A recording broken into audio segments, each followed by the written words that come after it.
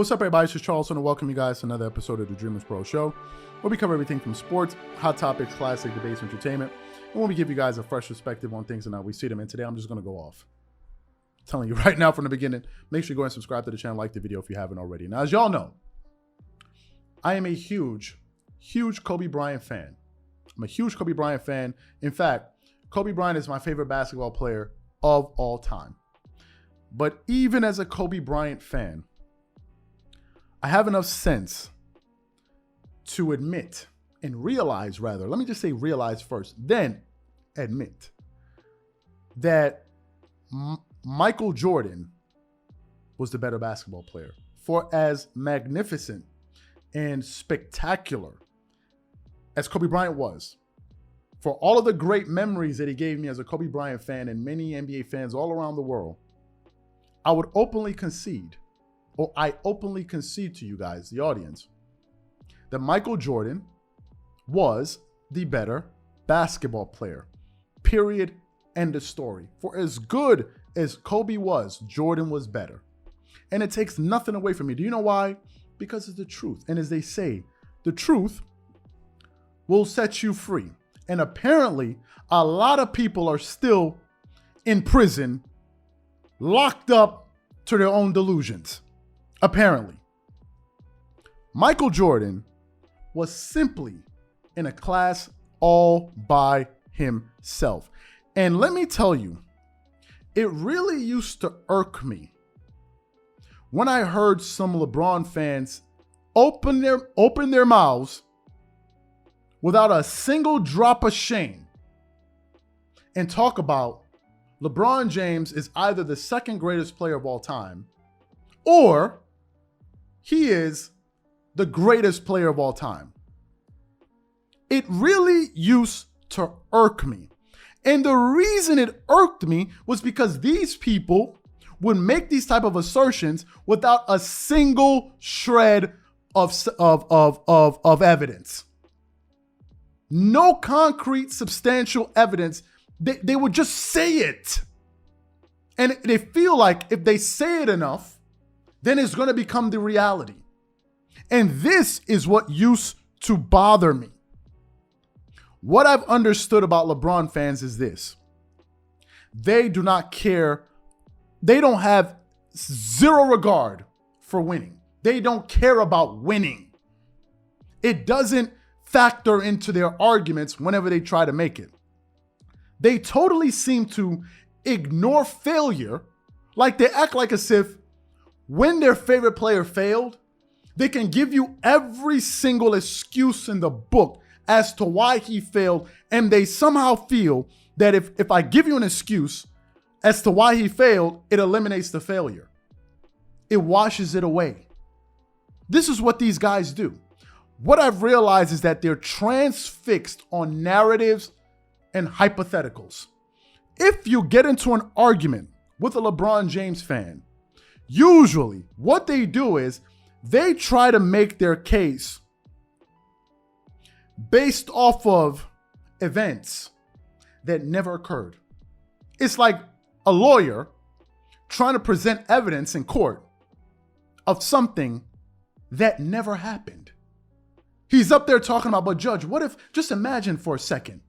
Just imagine for a second. I know it didn't happen, but would you have imagined? Can you imagine if this happened? Then this would have. They just make things up. Let me say this now so I can get it out of the way. LeBron James, as of today, is officially out of my top 5. I am moving him out of my top 5 today. He is out of my top 5. Here are the players I have him behind as of date. As of today, let me tell you the players I have ahead of LeBron James. I have Michael Jordan. I have Kareem Abdul-Jabbar. I have Kobe Bryant. I have Shaquille O'Neal. I have Magic Johnson. And I have Tim Duncan. He is now number 7 on my list. Yes, you heard me right. He has gone from number 4 to number 7 on my list. And I'm going to tell you exactly why I've done this. The reason I'm doing this is a very simple one. None of those players that I just mentioned before him in their entire careers had this level of help or talent on one single team and never made at least the playoffs. You can say, well, Shaq was in the finals with Kobe, Gary Payton, Karl Malone, and they lost. Yes, but they were in the finals. For goodness sakes, they at least made the playoffs.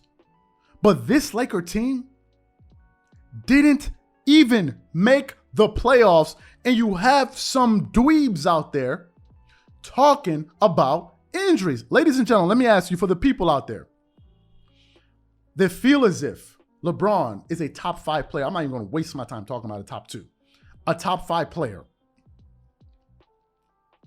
As we currently speak, the Lakers are comfortably sitting on 31 wins. They haven't even won 32 games. Of the 78, 79 games that the Lakers have played this season, LeBron has played 56 games. This is where I'm going to finish, you guys. He's played 56 games. So you explain to me, if this guy has played 56 games, you mean to tell me he couldn't get more than 31 wins out of the team when he played 56, when Russell Westbrook played about 77 or 78 games? He had another all-star by his side, and they couldn't even win 35, 40 games. That's the reason I am moving him out of my top 5. This argument of LeBron and Michael Jordan has totally been laid bare, and it's been exposed for everybody to see it.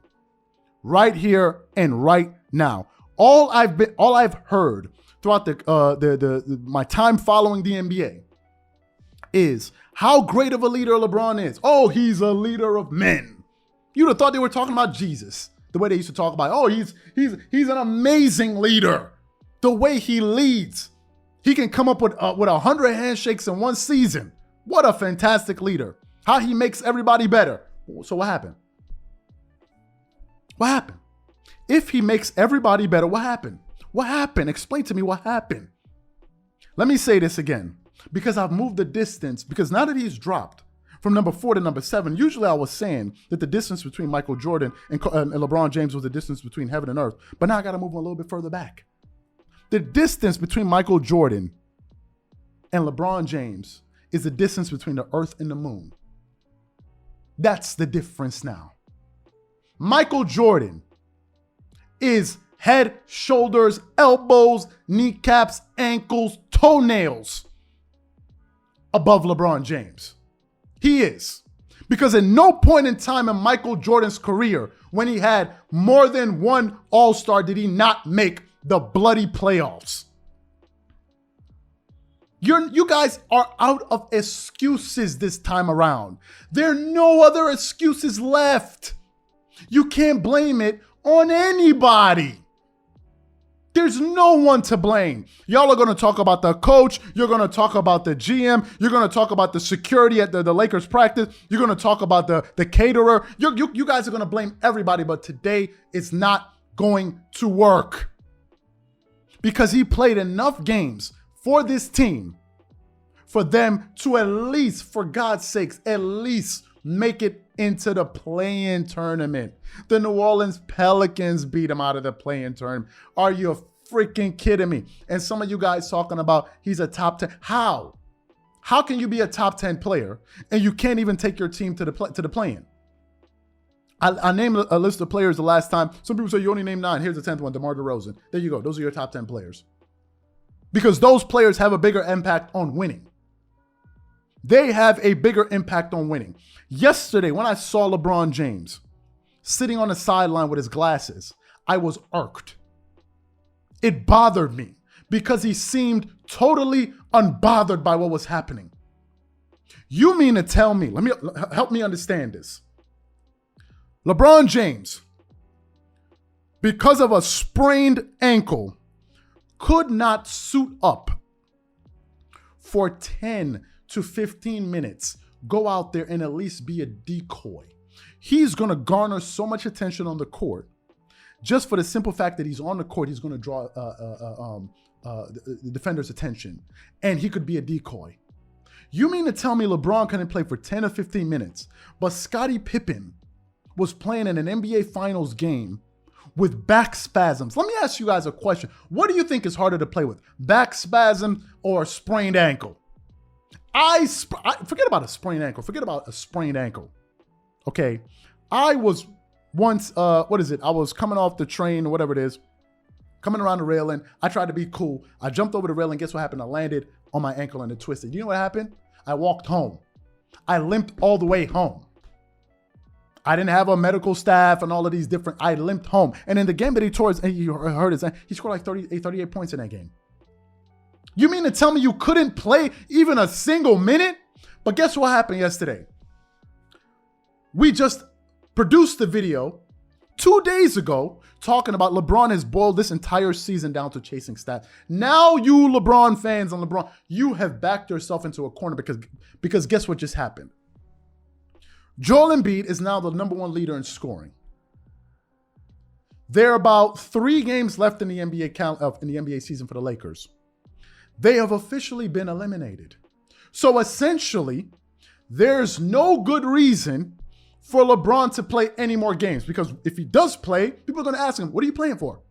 Why don't you just rest? Why are you out there playing games? They don't matter. Why would you risk another injury? I thought you just came up with an ankle injury. So you want to go back in there and injure yourself again? So if LeBron plays another game, or at least 2 games this season, you know that the only reason he's out there is chasing stats and trying to secure that scoring title. And if he does that, let me tell you, that will be the most shameful thing I've seen from an NBA great. It will be shameful. Because if you're telling me you can play the next game, you're going to play last night's game.